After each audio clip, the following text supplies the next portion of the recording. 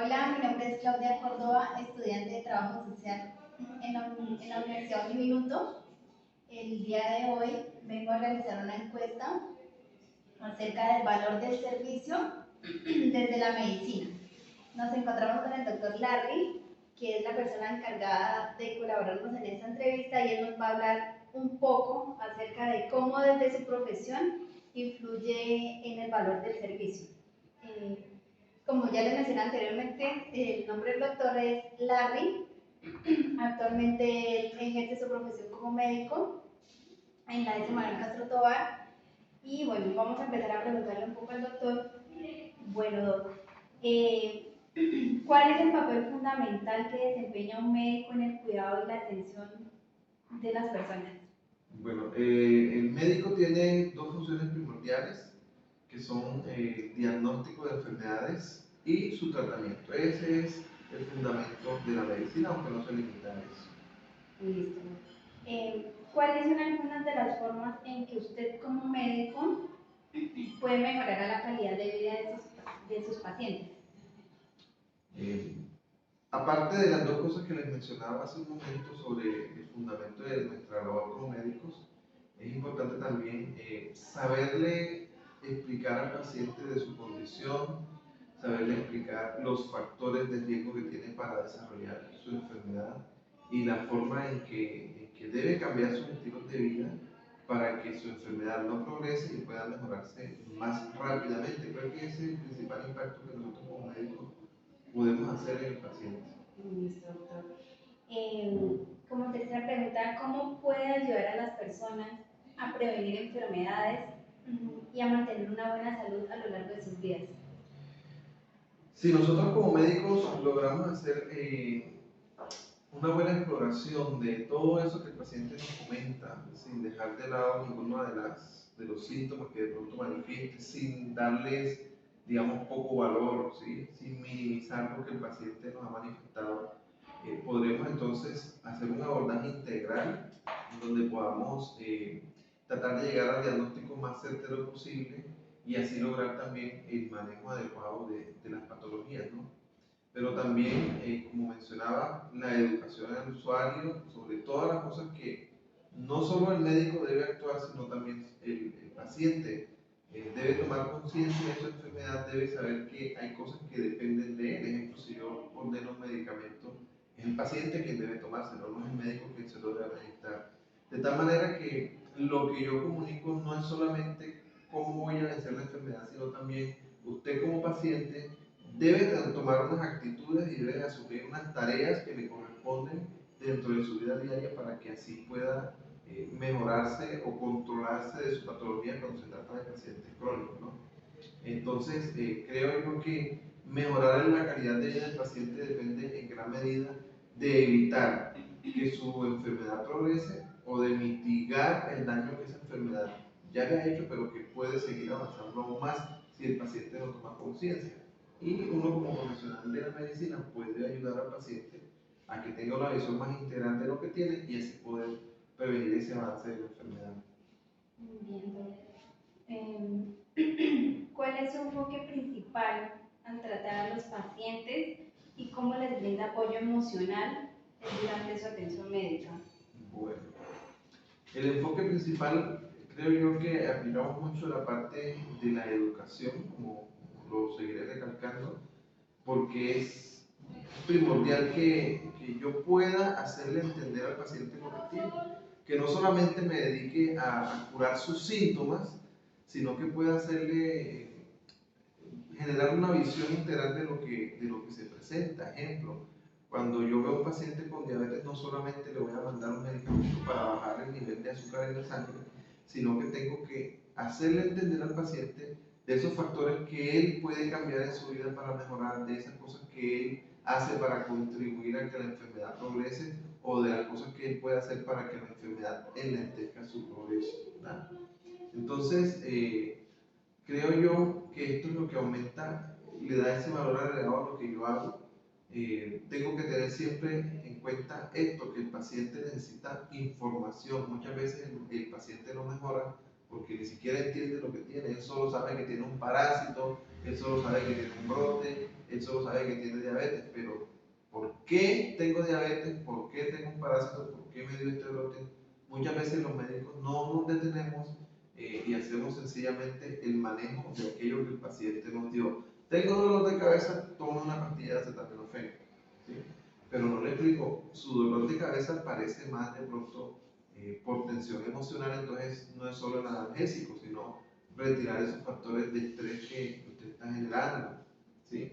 Entonces, debe haber siempre como una marcada diferencia entre el médico que solo maneja los síntomas y aquel médico que trata de buscar en forma integral lo que el paciente tiene para que él mismo pueda modificar factores que beneficien su salud. Listo, doctor. Otra de las preguntas es, ¿cuáles son los mayores desafíos a los que se enfrentan como médico al tratar a las personas y cómo los superan? Pues creo yo que lo que más afecta al ejercicio médico, sobre todo en pacientes crónicos, es el hecho de que el paciente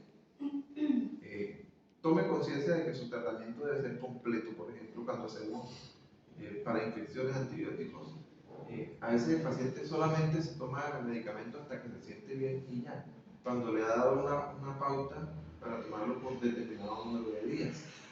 Y esto hace a futuro que puedan haber infecciones resistentes. Eso solo por poner un ejemplo. Ahora, si tú tienes un paciente como lo que estoy manejando, hipertenso, diabético, que son enfermedades largas, enfermedades que son no de rapidez sino de resistencia, entonces este paciente debe aprender a que debe tomar sus medicamentos de forma constante, a que su alimentación debe cambiar. Y a veces el paciente no es consciente de eso y uno tiene que hacerle siempre el énfasis en todo esto, además de que es también a veces complicado lograr que sus acompañantes, que las personas que se rodeen se empapen de qué es lo que tiene para que le puedan también ayudar. Y hay muchos cambios muchas veces en los pacientes, sobre todo ancianos. ¿Quién lo trajo hoy? ¿Quién lo trae la próxima? Se tiran la pelota, pero nunca nadie da razón de las cosas que son de trasfondo. ¿Quién le hizo los exámenes? Ya se le tomó el examen, ya fue el especialista. Ese es un gran reto que nosotros tenemos como profesionales y que a veces es difícil sortear. Tratamos siempre de hacernos un poquito a distancia porque uno a veces se mete tanto en la vida del paciente que asume como propios los problemas y uno tiene que tratar siempre de poner una distancia porque hay un límite donde yo puedo hacer como profesional y otro límite desde el cual el paciente y su familia, su entorno, deben empezar a hacer lo que les corresponde. Sí. Bueno, ¿qué lo motiva a seguir trabajando en el campo de la medicina y a seguir ayudando a las personas a diario? Pues creo que eso que acabas de decir, esa palabra, ayudar, porque hay mucha gente que ha pasado de mano en mano y no entiende lo que tiene. Creo que a mí se me da fácil, o así lo considero, explicarle a la gente con formas muy sencillas qué es lo que está padeciendo y así pues creo yo que se puede, que he podido pues tener un éxito en muchas veces en los casos que he manejado. Ser acucioso, dar a veces un poquito más de lo que se tiene que hacer. A veces el tiempo es muy limitado, pero sin embargo uno en lo que puede se extiende un poquito más y hace un plus para que el paciente mejore mucho más rápido de su condición. Bueno, doctor, ¿cuál es el impacto o, bueno, digamos, la experiencia más gratificante que ha experimentado al ayudar a alguien a través de su profesión médica? Ha habido muchos casos, pero recuerdo en particular alguna paciente que había tenido durante mucho tiempo como visiones, como cosas de que había un ser oscuro que la quería como atrapar, ¿no? Que la quería hacer daño, que le decía que le iba a matar.